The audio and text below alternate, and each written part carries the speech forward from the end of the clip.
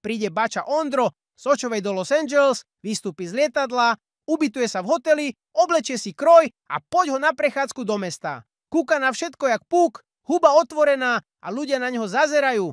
To sa mu nepáči, že ho obzerajú jak opicu. Zrazu zbáda Travoltu a kričí: Hej, počkaj Travolta, prosím ťa, nemôžeš pre mňa niečo urobiť? Ja som bača Ondro z Očovej, všetci tu na mňa čumákujú. Ale neotravuj, nemám čas. Nie, počkaj, však dám ti aj žinčicu, to si ešte nepil. Ja som zo Slovenska bača Ondro z Očovej, pomôž mi. Travoltovi je sympatický, že je taký smelý, tak hovorí: No dobre, a čo by to malo byť? Vidíš tam ten bar? O 23:00 by si tam mohol prísť. Rozkopneš dvere, poobzeráš sa po prítomných, aby si ťa všimli. Ja budem sedieť pri bare a ty ukážeš na mňa prstom a zvoláš: Hej, nie si ty náhodou bača Ondro z Očovej zo Slovenska? No dobre, urobím to pre teba. Náhodou mám čas?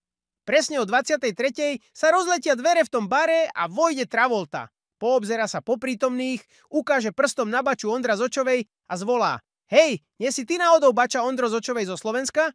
Bača sa pomaly otočí a hovorí: Ale ideš mi do čerta sedlák?